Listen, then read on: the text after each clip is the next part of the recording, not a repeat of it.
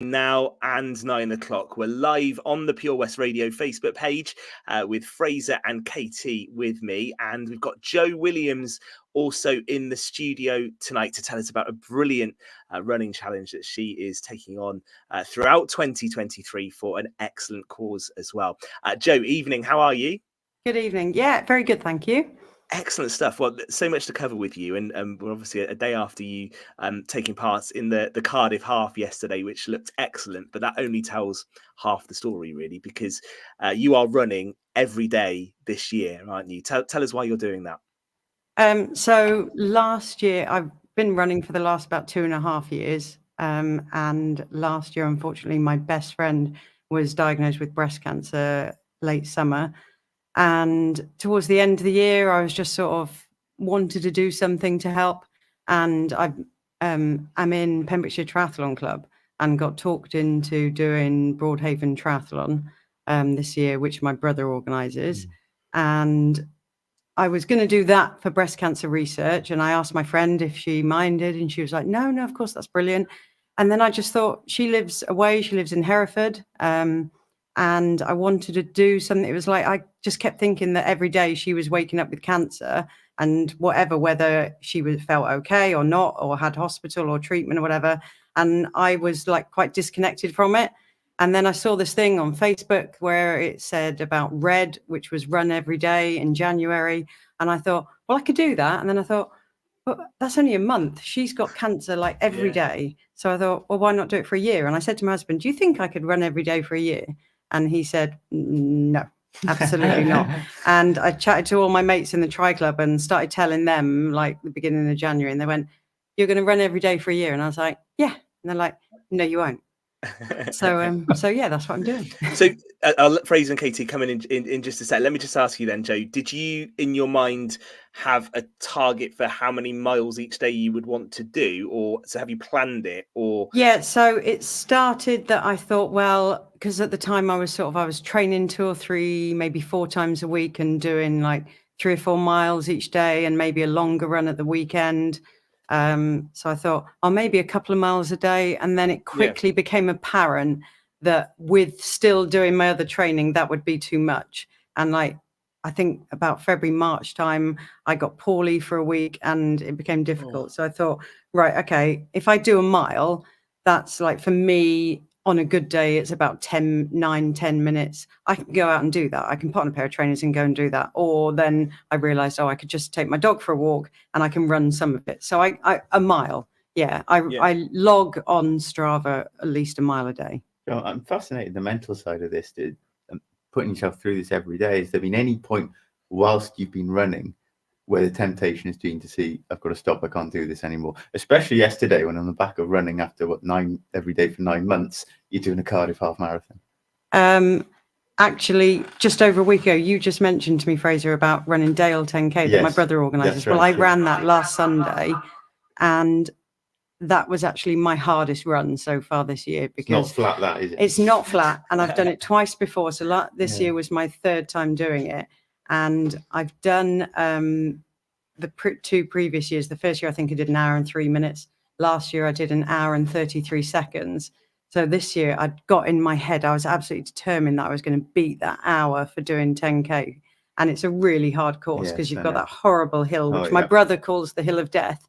And I was determined. And then the week leading up to it, I had a bad calf and I thought, I'm just not going to be able to do it, but I'll give it a go anyway. And basically I ran the first lap around the village, which is about 1 kilometre, and I went out really fast and got round the corner, and there were loads of people supporting, and they all shouted for my friend in front of me. And I was just like, I can't do this. I can't. I literally just stopped dead in the road and just like stood on the side. And basically, it was just this big blubbery mess.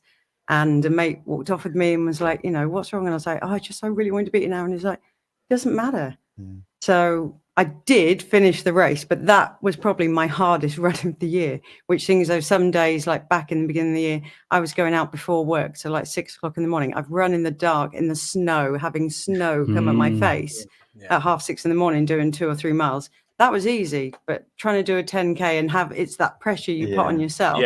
So actually today, I mean, yesterday, I did Cardiff. Today I ran just before I came down here and did a mile. That was all right. Yeah. Walking down the stairs to the studio wasn't. We all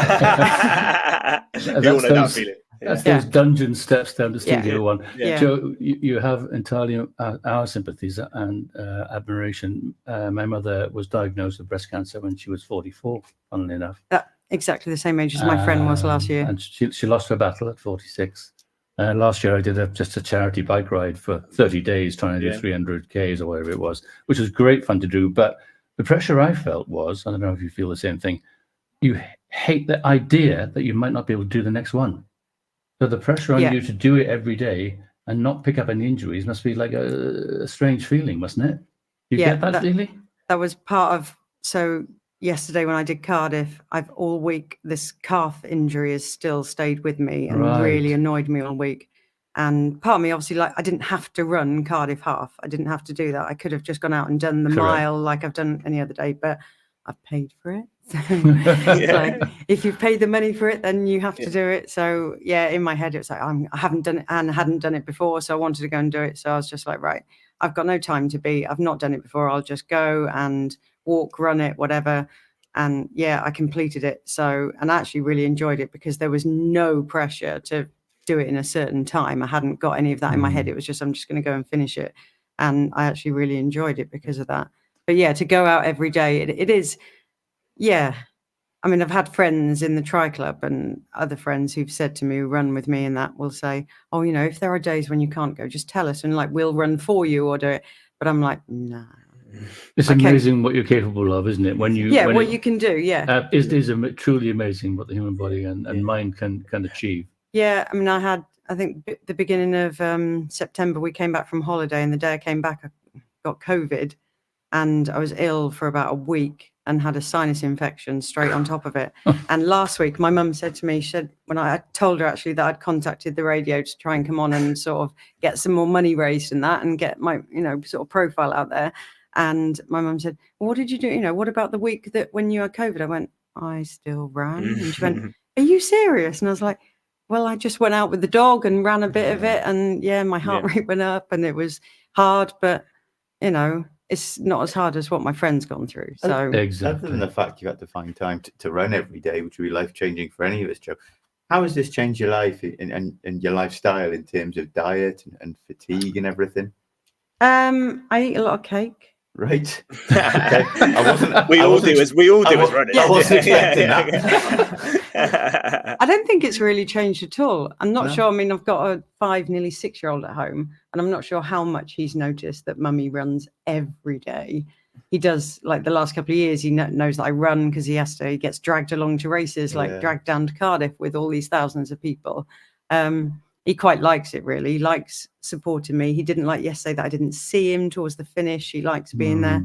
I don't think it's really changed. I'm hoping it hasn't changed who I am, to be honest, because I think that was it more than anything when I started this. And like even now when I'm here and when I told people I'm going to be on the radio, like even a friend messaged me walking down, he said, oh, I'm going to need to have your autograph. I was like, yeah, but it's not about me. And that's almost why I didn't want to do this. But at the same time, my friend who told me to do it said, no, but then it will get you more money. And that's what I'm doing it for.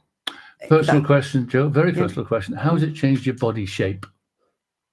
It actually hasn't. That's interesting. No, at all, because I think I eat too much cake. Again, back to cake. Yeah, back to cake. That's interesting. You'd think it would do quite a lot.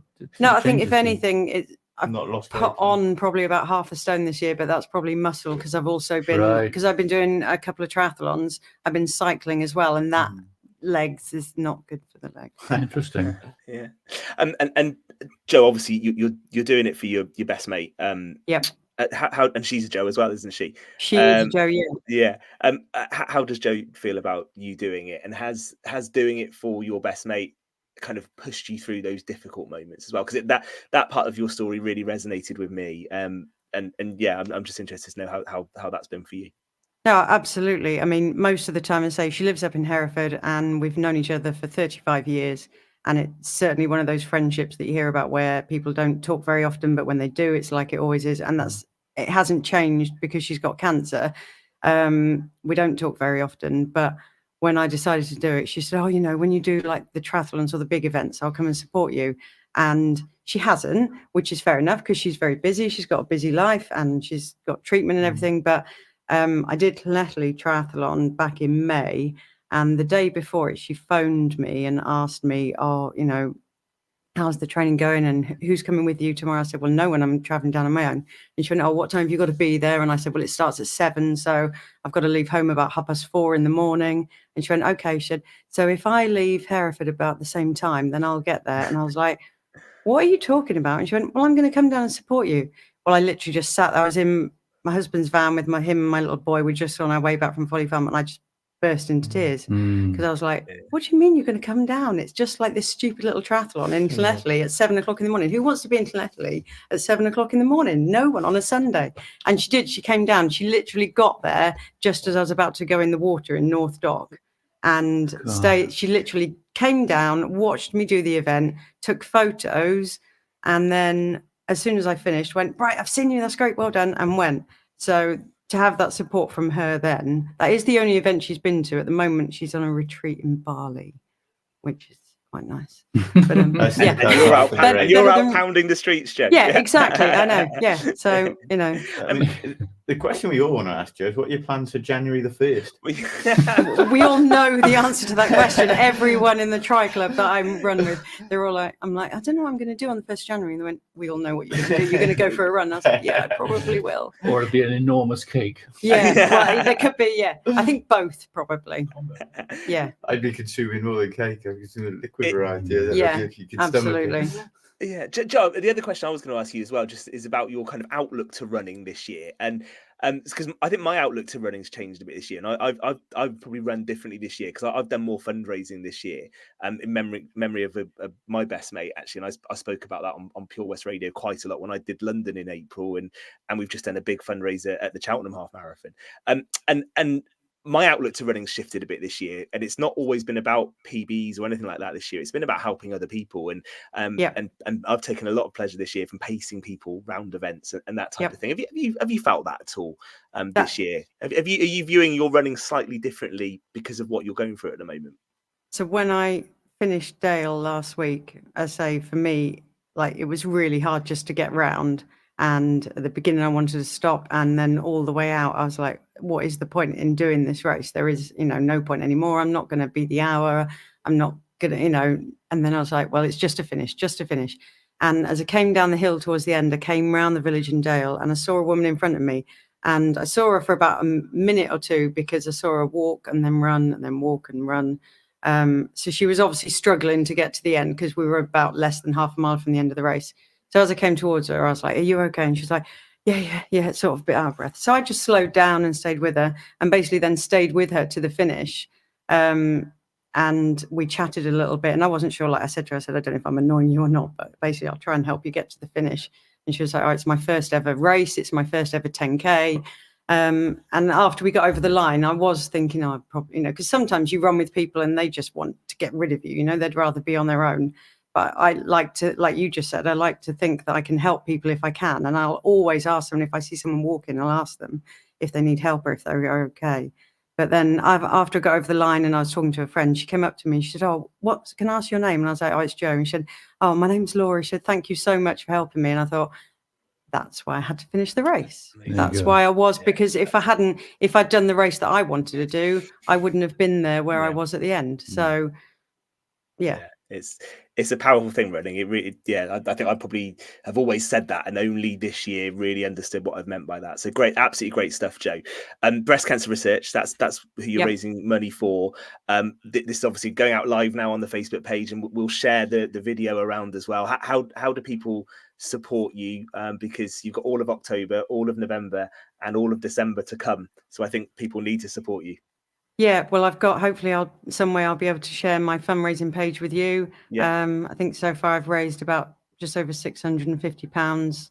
So yeah, I can share it with you, and then get the hopefully, fundraising page. If you leave the link with the guys in the studio, we'll make sure we put that on the video, and we'll make sure we'll share that. Thank you very much. I really appreciate it. As it stands, Joe, final run of 2023 will be when? New Year's Eve. It will be on New Year's Eve. Yep. Like I say, I'm a member of the Triathlon Club who have got links with the people who organise parkrun in Haverfordwest. So we haven't sorted it yet because we didn't want to do it too early. But the hope is that we're going to do a 5K run on the parkrun course in Haverfordwest. We don't know a time. It will be New Year's Eve. It will be a decent time, not 9 o'clock in the morning. And I think the only rule is no one's allowed to beat me.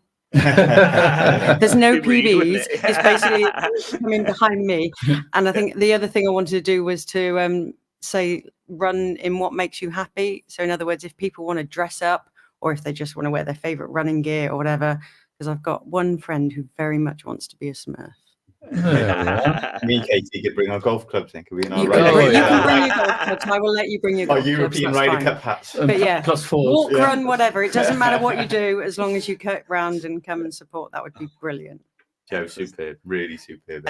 Thank you. You should tell us as well, how did Cardiff go yesterday? Because it's one that's on my list. I don't know if you've ever done it, Fraser, but it looks excellent, Cardiff. How was it yesterday? It was, really good. I say I really enjoyed it. So my previous half marathon, I think last one I did in 2 hours 17 minutes. So yesterday I did 2:40, but I say I've got a really bad calf, so it was run walk, and I really enjoyed it. And I still think 2 hours 40 actually isn't that bad. That's getting old. So. Inclement weather there. So. Yeah. Oh, the weather was terrible. It was 19 degrees and muggy, and there wasn't a breath of wind on that barrage. There was zero wind, no air.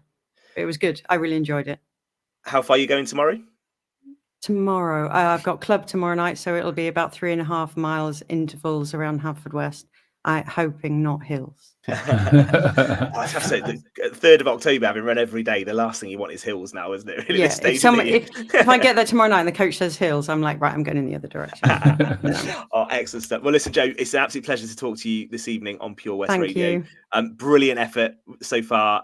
Good luck for the final few months, and stay in touch with us so we can keep pushing that link out and telling your story and telling your mate Joe's story as well, because it's brilliant.